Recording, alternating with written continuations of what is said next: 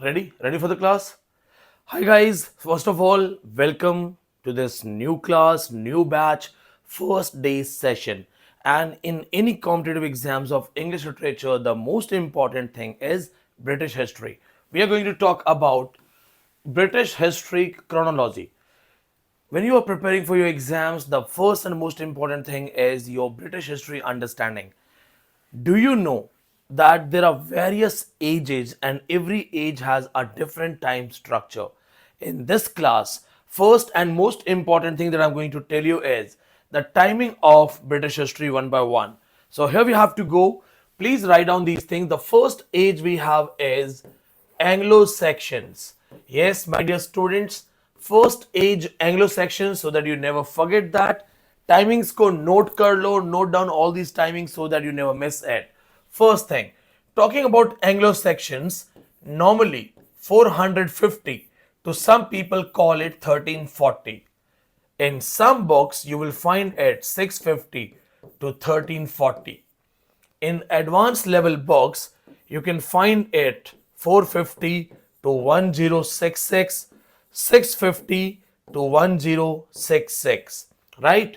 Various books, various points, multiple books, multiple narrations. Now, the most important thing we have is which one is final. If you're preparing for exam, this is the first age of British history, first age, or we can say first literary age. यहाँ से literature शुरू होता है Anglo Saxon to this one. So here there is no fixed timing. यहाँ पे fixed timing नहीं है. And yes, as a scholar, as an expert, I'll tell you what is 450, what is 650, what is 1066, what is 1340. Now the question comes, sir, what will we answer in the paper? अब paper में हम final answer क्या करेंगे sir? हमने तो खुद नहीं पढ़ा है, हमें तो पता नहीं है. So my dear guys, my dear students, in paper you can normally answer 650 to 1340 Anglo-Saxon age. But when I will teach you this age in detail through video lectures, I will give you complete detail of all the timings, cultural practices, condition of women, condition of religion, social conditions of this age. So first thing, Anglo-Saxon 650 to 1340. Now, after this, we have next age. Next age we have is age of Chaucer. Chaucer was the writer. It's Geoffrey Chaucer. Age of Chaucer is 1340 to 1400. Please remember, Chaucer was born 1343. 1343, his birth. But then why do we go for 1340? We go for 1340 for round figure. Round figure में बोलने के लिए 1340 to 1400 is called age of Chaucer. Tips पे कर लो, याद कर लो, it's very important. First time we will have English language in this age. The development of English language, first English book, it will all come in this age. The next age we have is age of darkness, also called barren age. Age of darkness, also called barren age. The timing is 1400 to 1550. Approx 150 years. Why this age is called age of darkness? How many writers we have? If we have writers and everyone, why this age is called age of darkness? What are the important wars? When I will teach you this thing in detail, I will go for all these lines one by one. Please remember the timing. You can set these things in order also, like 1400 to 1550. Let's go for the next date. The next one we have is Elizabethan age. 1558 to 1603. This is your first class. All the new students, this is your first class. In your first class, you must have all these dates on your fingertips.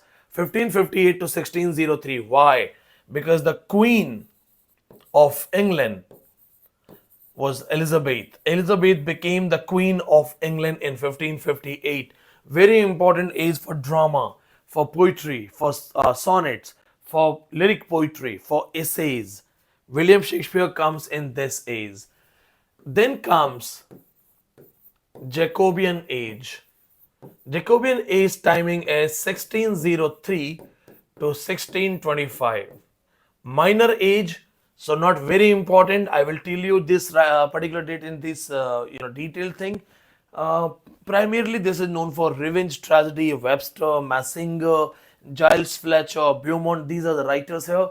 Not a very important date, but again, next age we have is a minor age, Caroline age, timing 1625 to 1649. Here, James I was the king. James I. Here, Charles I became the king. Charles I. Please remember the points.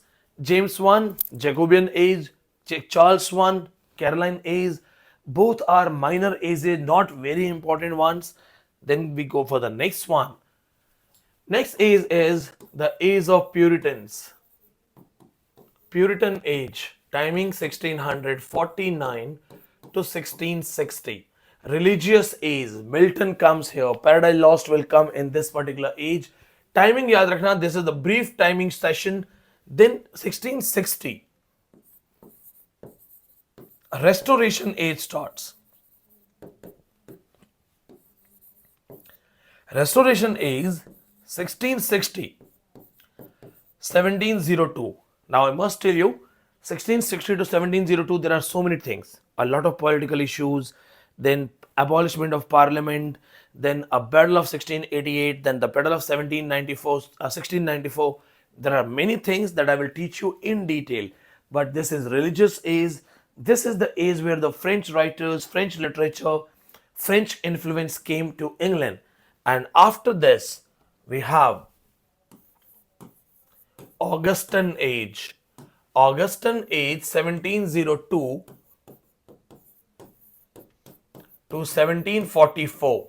Now please remember this thing. Augustan age is also called Neoclassical age. Augustan age is also called Neoclassical age.